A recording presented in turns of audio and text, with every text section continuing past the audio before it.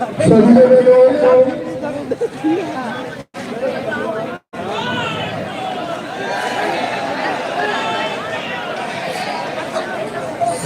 से आप लोग, कुछ लोग उधर खड़े रहे, चारों तरफ से घेर ले, ऐसा इधर से भी लगे कि सभा पूरी फुल है, सभा ऐसी लगे कि फुल हो जाए। हमारी ये जो महिलाएं बैठी हुई है यहाँ आ जाए, क्योंकि ये लाइव टेलीकास्ट होगा पूरे ऑल इंडिया के लिए। आप लोग बैठ जाए बैठ के अपनी मांग करें, क्योंकि एक दूसरे को डिस्टर्ब ना करें। बैठ जाए, बीच में ना खड़े हो, बीच में आप लोग ना खड़े हो, साइड में खड़े हो जाइए, साइड में खड़े हो जाइए, बीच में ना खड़े हो। बाकी लोग बैठ जाइए, बाकी लोग बैठ जाइए, साइड में खड़े हो तो यहाँ हट के, क्योंकि सबको भाई आप लोग जरा पीछे आ जाइए, पीछे। हमारी मांगे पूरी हो, हमारी मांगे पूरी हो, हमारी मांगे पूरी हो,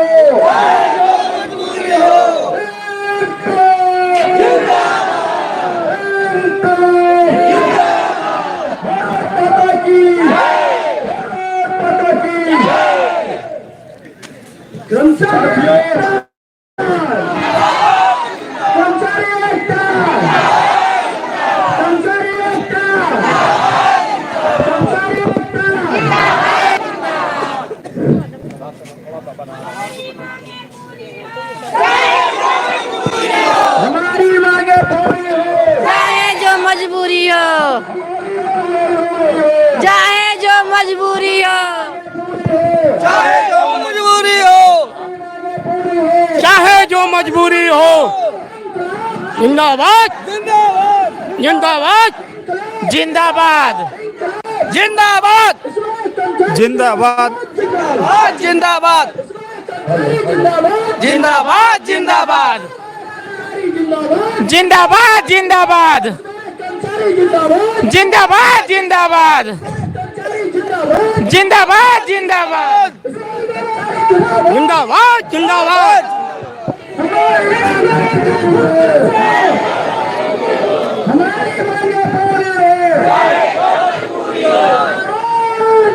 हम एक हैं, हम एक हैं, हम एक हैं। साथियों, मेरी शासन से लड़ाई नहीं है, मेरी लड़ाई उस शासन में बैठे उन अधिकारियों से है जो मेरी फाइल पटल पर 12 साल से लंबित चल रही है। अगर आप मेरी मांग नहीं पूरी करते हैं तो हमारा निश्चित परिणाम इसी तरह चलता रहेगा। मैं आपसे अनुरोध करता हूँ इस मंच के माध्यम से कि 12 वर्ष से इस मंच के माध्यम से बताता हूँ कि मेरी ये मांगे हैं और पूरी कर दी जाए। आज लखनऊ विकास प्राधिकार 18 दिसंबर को मैंने कूच किया था और पुलिस प्रशासन के द्वारा लखनऊ विकास प्राधिकार से उठाकर इको गार्डन धरना स्थल पर डाल दिया गया। आज 5वां दिन है, हमारी अगर मांगों को सुना नहीं जाएगा तो निरंतर यह आंदोलन जारी रहेगा। मेरी जो प्रथम मांग है पुनरीक्षित वेतनमान है। दूसरी मांग, मैं हेल्थ के लिए घर में चिराग जलाने का कार्य कर रहा हूँ और आपके अंदर भी अगर इंसानियत हो तो नेताशिप का आदेश लागू कर दीजिए। साथियों, मेरे 167 कर्मचारी भाई बहन हमारे बीच में ही रहे। अपनी अंतरात्मा से जब आप झांक करके देखो कि उनके बीवी बच्चों का पालन पोषण, शिक्षा व्यवस्था, खान पान की व्यवस्था कैसे हो रही होगी।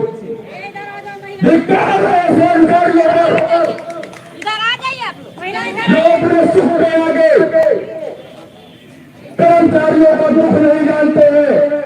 यदि अधिकारी ऑफिस में जाता है तो वही चतुर्थ श्रेणी का कर्मचारी उस कुर्सी को पोंछ करके चमका करके आपको बैठने के लायक बनाता है, अन्यथा आप कोने में बैठने के लायक नहीं रहेंगे। और आप कहते हैं कि संविदा कर्मचारी है आप, श्रीमान जी, मैं आपको इस मंच के माध्यम से बता देना चाहता हूं,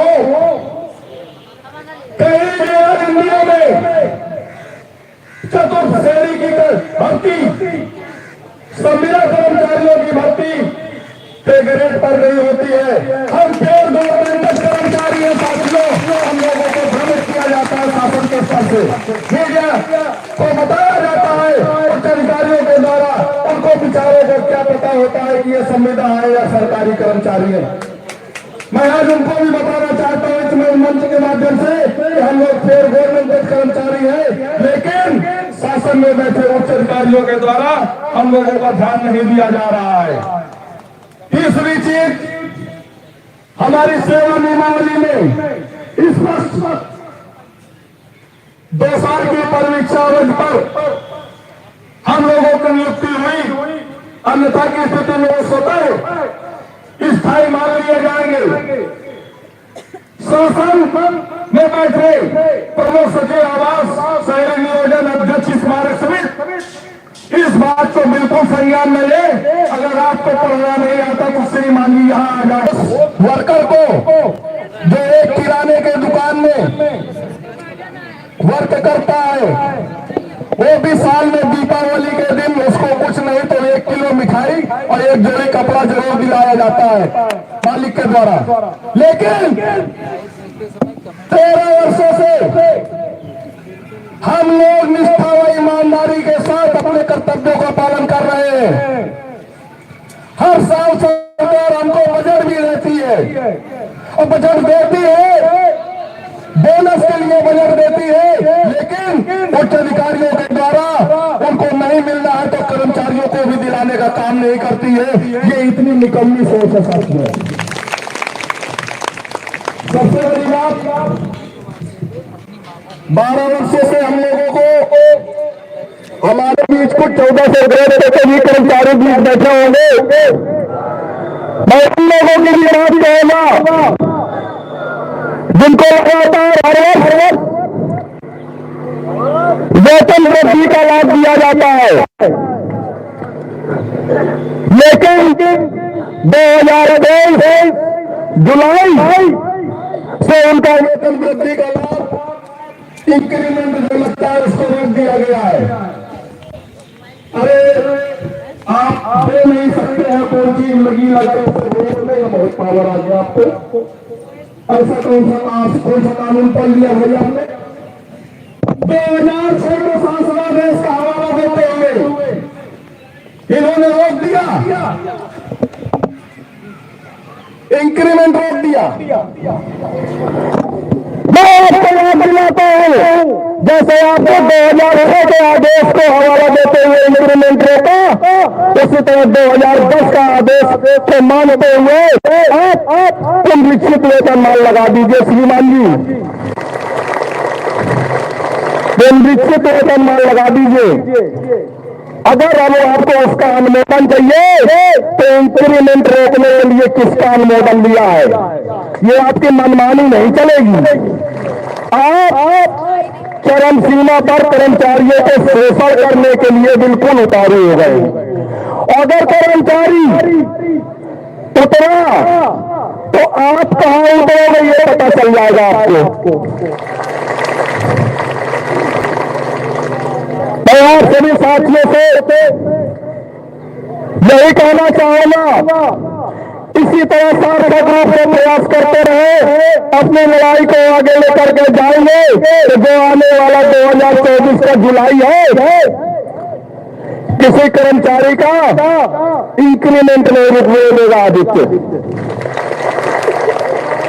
अगर इंक्रीमेंट रुका 13 साल है तो 13 भी पक्की है।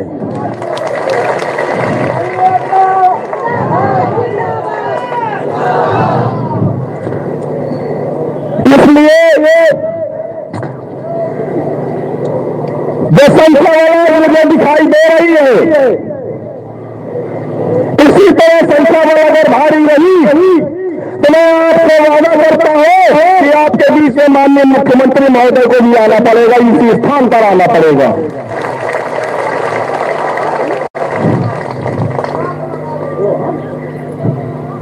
हमारे बारे में अंदाजा लगाना छोड़ दीजिए श्रीराम जी, हम प्रदेश के कोने कोने से आए हैं, आप उतना ही जानते हैं जितना हमने तुमको बता रखा है, इससे ज्यादा कुछ नहीं जानते हैं।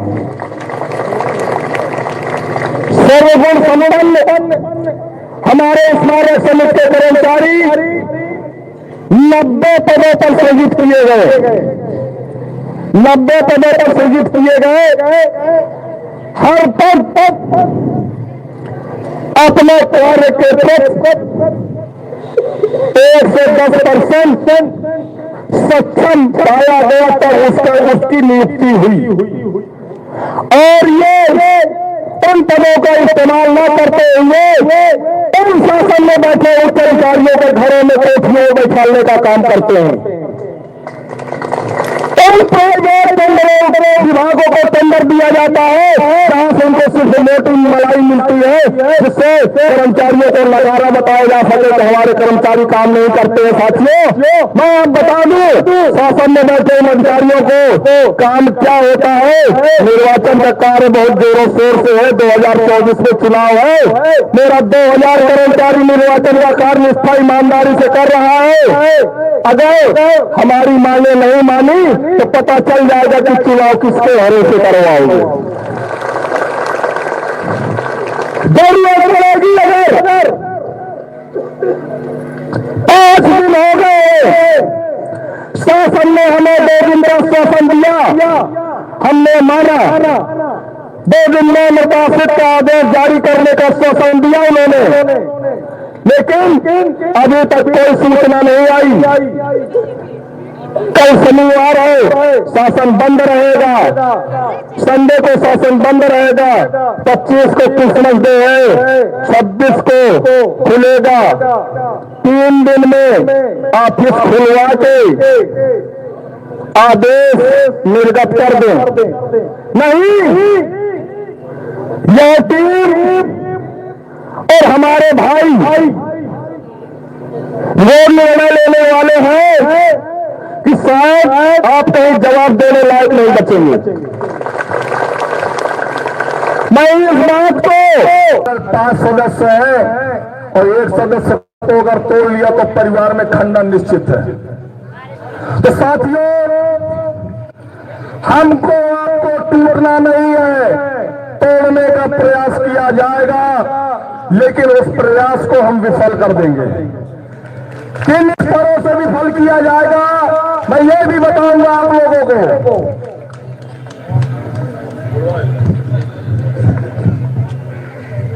आप लोगों पर तंज कसा जाएगा कि आप लोग धरना स्थल पर नहीं जाएंगे, हम आपके साइन नहीं कराएंगे। तो साथियों, मैं आपको अवगत कराता हूं, आवश्यकता पड़ने पर उसके लिए भी टीम बनाई जाएगी। हम टीम का गठन करेंगे, उनका नंबर अलॉट करेंगे कि जिस परिक्षेत्र में जिस सक्षम अधिकारी के द्वारा हस्ताक्षर रोके जा रहे हैं वो टीम आकर के रजिस्टर छीन करके उस कर्मचारी का हस्ताक्षर कराने का कार्य करेगी। लेकिन ये आंदोलन नहीं रुकने देंगे हम। आवश्यकता पड़ने पर जो सक्षम अधिकारी हमें रोकेगा, हम उसको भी 25 आदमियों के द्वारा टांग कर इस धरना स्थल पर बैठाने का काम करेंगे। श्रीमान जी, आपको भी मेडिकल मिलेगा, आपको भी मुतासिब मिलेगा, आपको भी सीपीएफ में खाता पैसा वापस होगा, आपको भी मेडिकल की व्यवस्थाएं उपलब्ध होंगी, आपका भी परिवार सुरक्षित होगा। आप भी हमारे पास बैठिए, जहां से हम आए हैं वहीं से आप आए, हम इंटरव्यू से आए तो आप भी इंटरव्यू से आए, कोई आयोग से नहीं आए। अगर आयोग से आए होते तो हमारी तरह आप भी झाड़ू पकड़कर सफाई कर रहे होते। सफाई कर्मचारी से ज्यादा इनकी कोई वैल्यू नहीं है। शायद अगर ये पढ़े लिखे होते तो संविधान जो हमारा बाइलाज स्मारक समिति का बना है उसको पढ़ते समझते तब जानते कि हाय हमारे अधिकार क्या है, हमारे परिक्षेत्र प्रबंधक, हमारा प्रशासन, हमारा वित्त, हमारा ये नहीं जानते हैं कि हमारे अधिकार क्या है। ये जाते हैं सीधे विकास प्राधिकरण में बैग बैठ जाते हैं दिल दबा के कि भैया हमारी मांगे पूरी कर दो, हमको ये दे दिया जाए, लेकिन इसके लिए नहीं जाते, उसके लिए नहीं जाते कभी, उसकी फाइल बना के नहीं ले जाते शासन में।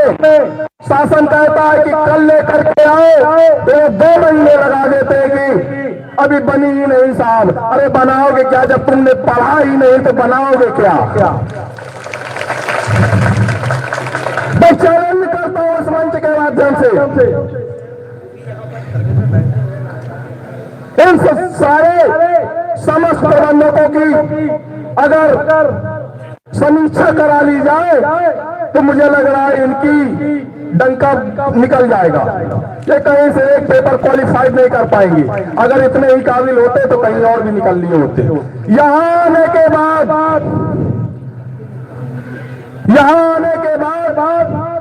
जो व्यवस्थापक कभी होटलों में, हाउसकीपिंग में प्लेटें धुला करते थे, आज व्यवस्थापक बन गए तो उन्होंने आईएएस का फॉर्म भरना शुरू कर दिया कि हम आईएएस भी बन सकते हैं। वाह भाई वाह!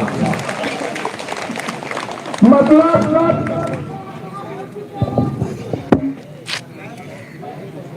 अपने आप में इतनी बड़ी काबिलियत खोजने लगे कि हम व्यवस्थापक अगर बन सकते हैं तो आईएएस भी बन जाए। अरे आईएएस वो है जिसके लिए त्याग करना पड़ता है, तपस्या करनी पड़ती है। ये बताइए आप लोगों की क्या मांगे हैं कि किस बात को लेकर के जो सर आज 13 साल हो गए सर, अभी हम लोग को मतलब ढंग से तनख्वाह नहीं मिल रही है। हम लोग का पुनरीक्षित वेतन रोका गया है और न हम लोग को मेडिकल सुविधा है और न कोई सुविधा नहीं हम लोग को सर, कोई सुविधा नहीं, कोई सुविधा नहीं है। सरकार के अधिकारियों से बातचीत हो रही तो लोग क्या कहते हैं? वो खाली एक दूसरे पे टालते रहते हैं, कहते हैं प्रशासन में लंबित है। सरकार से क्या कहते हैं? हम लोग सरकार से यही कहना चाह रहे हैं सर कि हम लोग की मांगे सुने और हम लोग का हक जो है वो हम लोग को दे दे। इसलिए आप लोग अनिश्चितकालीन। जी सर। क्या नाम है? मेरा नाम इंदु शेखर उपाध्याय है, मैं इको गार्डन में कार्यरत हूँ। आज तक हम लोगों का ना तो पुनरीक्षित वेतन मिला, ना ही हम लोगों को कोई भी मृतक अवकाश हुआ, चिकित्सा अवकाश हुआ, कोई भी। तो इन लोगों ने गायब कर दिया। उसमें 47 करोड़ रुपए इन लोगों ने घोटाला कर लिया था। बाद में जब एफआईआर वगैरह हुई थी, इन्होंने जो है 35-40 करोड़ के लगभग जो है वापस हुआ, जिसमें 10 करोड़ रुपए वो भी गबन हो गया था। तो ये इस तरीके की हमारी हालत है। हम लोग जब कोई मांग रखते हैं तो जो है बता दिया जाता है। अब बीच में हम लोगों को बताया गया व्यक्तिगत खाता खोला जाएगा। अब बताइए 12 साल बाद हमारा व्यक्तिगत खाता खोला जाएगा तो हमारा पेंशन वाला खाता कब खोला जाएगा? तो इस तरीके से हमारे कर्मचारियों को बेवकूफ़ बनाया जा रहा है हमारे अधिकारी, और लूट खसूट मचाए रखे हैं। हमारे यहाँ प्रबंधन का इतना प्रबंधन है कि आप जान लीजिए 12 वर्षों में जो बसपा सरकार में हम लोगों के यहाँ सफाई उपकरण थे, आज 12-13 साल के कार्यकाल में आप समझ लीजिए कि इनका प्रबंधन वो है कि ग्रीसिंग तक नहीं मशीनों में हो पाई है। सड़ रही हैं मशीनें। फोर्कलिफ्ट हमारे यहाँ जो मशीनें होती हैं वीआईपी मूवमेंट के लिए होती हैं, सड़ रही हैं, ग्रीसिंग नहीं लग रही है उसमें। 12-13 साल से सिर्फ कागजों पे ग्रीसिंग हो रही है। कैमरे 15 करोड़ रुपए के कैमरे हमारे यहाँ लगे हुए हैं पूरे स्मारक समिति में, लेकिन एक भी कैमरा नहीं चालू है। इस तरीके का कुप्रबंधन हमारे प्रबंधकों ने कर रखा है, हमारे अधिकारियों ने कर रखा है। इसके बावजूद हम लोगों का कोई सुनने वाला नहीं है। वो बराबर अनुरक्षण का पैसा पास कराते हैं, बराबर वो जो है वो सारा काम चल रहा है। हम लोग मरे जा रहे हैं। आप लोग ड्यूटी किस प्रकार की करते हैं? क्या सरकार की कौन-कौन सी ड्यूटी करते हैं? सर हम लोग निर्वाचन आयोग का कार्य करते हैं। 1200 कर्मचारी हमारे समिति के निर्वाचन कार्य का काम देख रहे हैं। पिछले पूरे लखनऊ में 9 विधानसभाएं हैं। सारी विधानसभाओं में कोई ऐसी विधानसभा नहीं है जब से 100 या 150 कर्मचारी हमारे समिति के न लगे हों। वो निर्वाचन का कार्य देख रहे हैं। समिति के कर्मचारी पूरे लखनऊ के जितने भी पार्क हैं सारे पार्कों में कार्य कर रहे हैं, चाहे सूडा हो, चाहे रेरा हो, चाहे जवाहर भवन हो, चाहे सचिवालय हो, वहाँ भी हमारे समिति के कर्मचारी कार्य कर रहे हैं। हमारे कर्मचारियों को निर्वाचन आयोग से प्रशस्ति पत्र दिया जा रहा है अच्छे कार्यों के लिए, उनकी प्रशंसा की जा रही है और हमारे समिति में हमारे जो है कर्मचारियों का एकदम बदहाल स्थिति में करके छोड़ दिया गया है।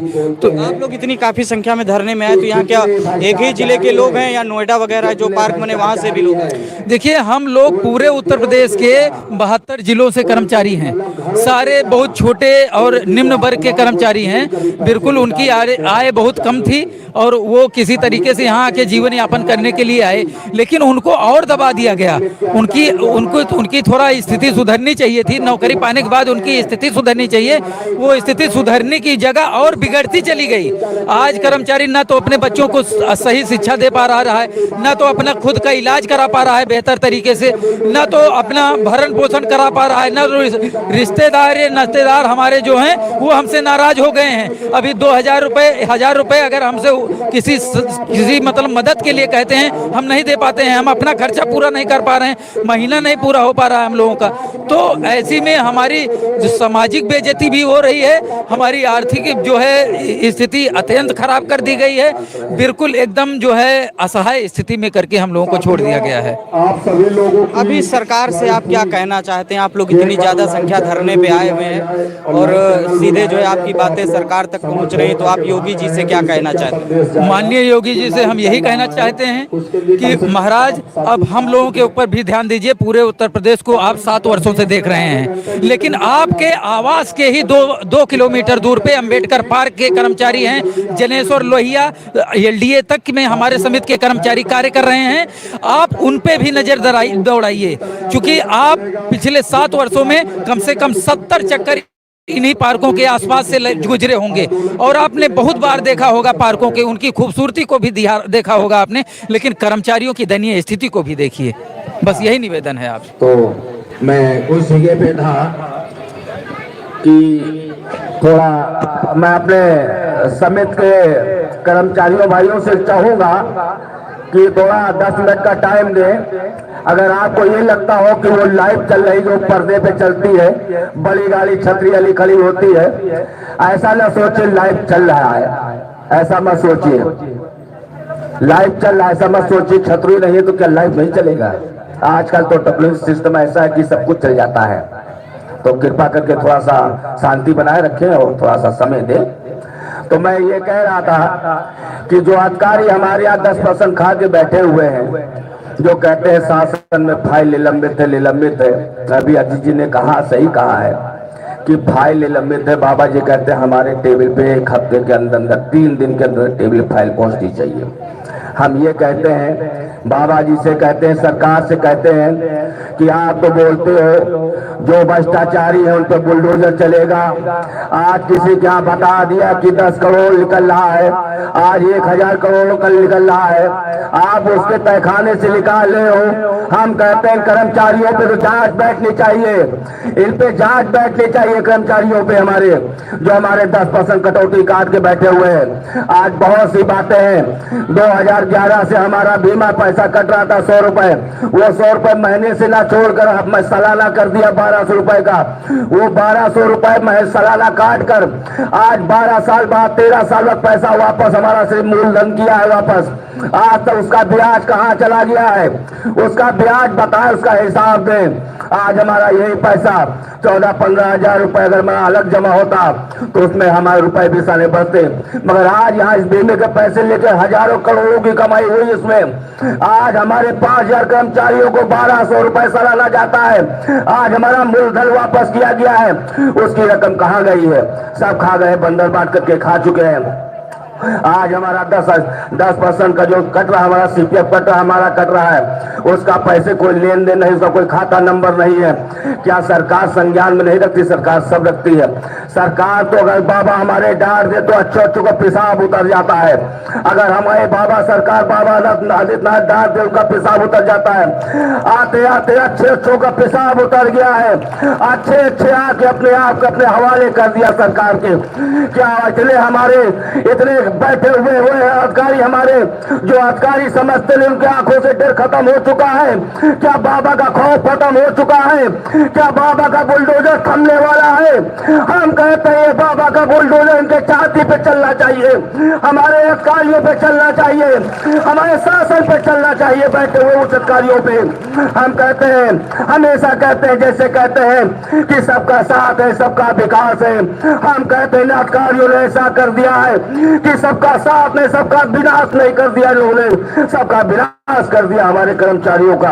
आज हमारे कर्मचारी भूखे जैसे तड़प रहे हैं, अच्छे बच्चों को शिक्षा नहीं दे पा रहे, ना पढ़ा पाए लिखा पा रहे हैं, खुद का इलाज नहीं करवा पा रहे हैं, ना हमारे पास मेडिकल है, ना हमारे पास कुछ है।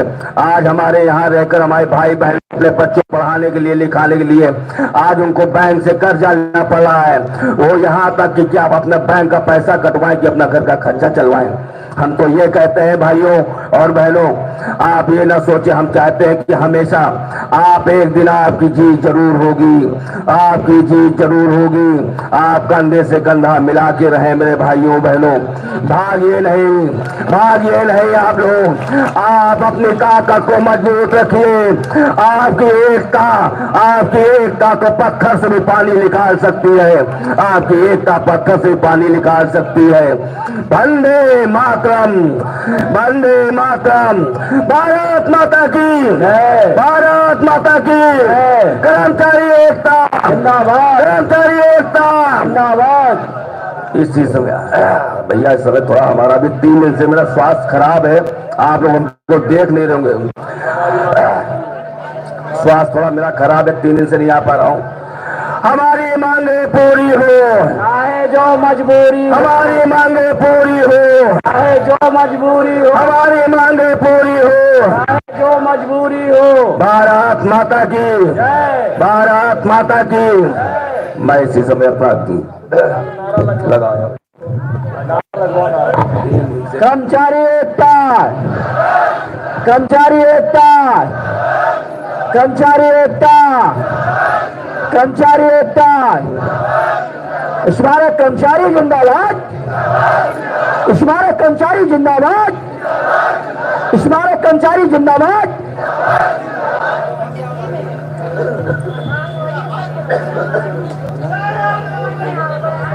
बच्चों, हम चाहेंगे इसी क्रम में, हमारे कहा जाता है एक छोटा पटाखा बड़ा बम, जो उनको हम सब सुनने के लिए तैयार रहते हैं और हम बुलाना चाहेंगे।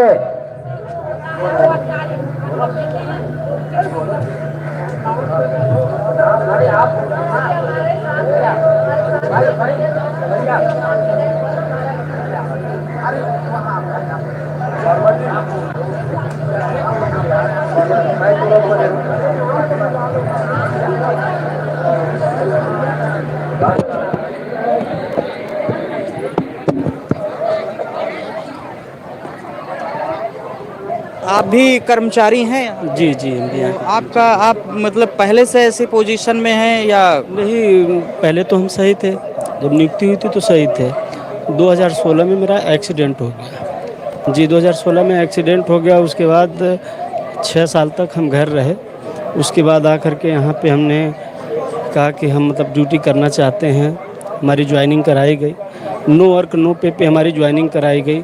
मेडिकल के नाम पे 1 रुपया मतलब हमें किसी भी प्रकार का लाभ नहीं मिला और 6 साल का इंक्रीमेंट काट करके हमको सभी कर्मचारियों की अपेक्षा हमें वेतन नहीं दी जा रही है।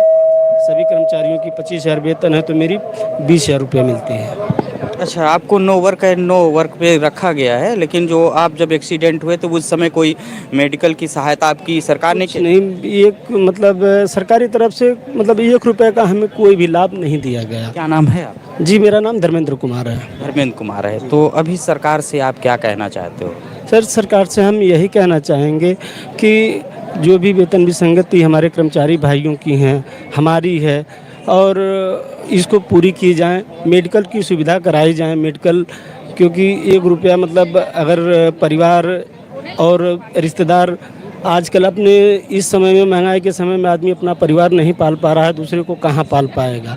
कम से कम हमारा वो पैसा मिला होता। में कौन कौन है? जी, हमारे घर में मतलब हम हैं, हमारी वाइफ है, 2 बच्चे हैं और हम मतलब 5 भाई हैं। उनके सहयोग से हमारा इलाज हुआ और जो भी जैसे भी वो कर पाए, बहुत बड़ी उससे नहीं वो रखते हैं, लेकिन जो भी कुछ हुआ हमारे परिवार और रिश्तेदारों के देख रेख में मतलब आज हम यहाँ पे इस स्थिति में खड़े हैं तो उन्हीं की बदौलत। अगर हमारे परिवार नहीं रहता तो हम तो नहीं जानते कि शायद हम बच भी पाते। आपने जैसा कि बताया 2016 में आपका एक्सीडेंट हुआ, पहले ज्वाइनिंग कब हुई थी? जी, ज्वाइनिंग 2011 की है। 2011 में जी। ये इसका मतलब जो सरकार के पार्कों में आपने काम किया उसका कोई जो है मुआवजा या उनकी तरफ से कोई सहानुभूति टाइप? 1 रुपये नहीं, किसी भी प्रकार का हमें 1 रुपये का लाभ नहीं मिला है और मतलब ज़्यादा कुछ नहीं, 1 रुपये का सरकार की तरफ से हमें 1 रुपये नहीं मिले। बस जो हम मतलब अपने पूंजीपति, अभी समझिए यहाँ तक कि ज़मीन हमें बेचनी पड़ गई हमारे इलाज के लिए, क्योंकि स्पाइनल की नस क्रैक हो गई है। काफ़ी मतलब ऐसे लगे, काफ़ी 6 साल मतलब निरंतर हमारा इलाज चलता रहा और कैसे हमने किया वो तो हम जानते हैं। क्या नाम है आपका? महेंद्र पाल। पाल जी, ये बताइए कि सरकार क्या ऐसी दिक्कत आ रही है, आप लोग इतनी ज़्यादा संख्या में धरने में आ गए हैं? देखिए, धरना करने का कोई हमारा जो है मतलब ये नहीं है कि अगर हमारी मांगे पूरी हो जाएं तो फिर हम धरना बंद कर देंगे। कौन सी मांगे मांगे हमारी हैं, सबसे पहले कि जो है हमारी वेतन विसंगति नहीं दूर हो पा रही है और हमारा 7वां और पुनरीक्षित वेतनमान, उसके बाद में जब से हमारी 2011 से ज्वाइनिंग हुई है उसी समय से हमारा 10% वेतन से कटौती हो रही है भविष्य निधि के लिए। वो भविष्य निधि का पैसा कहाँ जा रहा है, किस बैंक में जा रहा है, किसके खाते में जा रहा है, आज तक हम लोगों को कोई जानकारी नहीं है। तो उसका कुछ अता पता नहीं है कि कहाँ पैसा जा रहा है? कोई अता पता नहीं है। सुनने में आता है कि FD कराए हैं और जो है वो कहाँ कराए हैं ये भी जानकारी नहीं है। हाँ, हालांकि पेपर के माध्यम से हमें ये जानकारी मिली थी कि भविष्य निधि के खाते से 10 करोड़ जो है गमन हो गया। वो कहाँ गया, कब आया, ये पता नहीं। वो उसमें ये बताया गया कि जो है पेपर के माध्यम से ये पता चला कि जो बैंक द्वारा जो है अगर ऐसी कमी होती है तो वो जो है बैंक एक चेक बना के दी है कि अगर हमारे द्वारा गलती पाई जाती है तो 10 करोड़ देंगे। जब ये गलती कौन कर रहा है आपके साथ? कुछ अब ये हमारे ऊपर के अधिकारी कर रहे हैं गलती। आपके ऊपर का सबसे बड़ा अधिकारी कौन है? LDAVC? अब देखिए, यहाँ जो हमारे हैं ये तो प्रबंधक प्रशासन और वित्त प्रबंधक हैं। बाकी इसके ऊपर जो अधिकारी हैं वो जो है LDA में बैठे हैं, विकास प्राधिकरण में बैठे हैं। और दूसरी चीज़ ये है कि हम लोग जो है जिस प्रकार से आए हैं उस प्रकार से ये हमारे अधिकारी आए हैं और बाकी अगर उस प्रकार से आए हैं इनको अगर नहीं जानकारी है तो इनके ऊपर अधिकारी LDA लखनऊ विकास प्राधिकरण में बैठे हैं, BC महोदय हैं, उनको तो जानकारी है कि ये कैसे क्या होगा, कैसे सही होगा। आखिर आपको सही जवाब नहीं दे, कोई सही जवाब नहीं दे रहा, गोल गोल घुमा रहा है। जब हमारी अभी पिछले 10 अगस्त को भी 1 दिवसीय धरना हुआ था, उस समय भी जो है हम लोगों को ये कह के शांत कर दिया गया था कि आपका काम जो है 1 हफ्ते में हो जाएगा, लेकिन हुआ नहीं। उसके बाद में जो है अभी इधर 18 तारीख को गेट नंबर 2 पे हुआ था, तो वहाँ से हमको जो है दिन भर हम लोग चिल्लाते रहे। कोई हमारा LDA का अधिकारी कोई हमसे पूछने तक नहीं आया कि आप यहाँ क्यों आए हैं, क्या करने आए हैं। उसके बाद में शाम को 7-8 बजे के बीच में वहाँ से जो है पुलिस की गाड़ी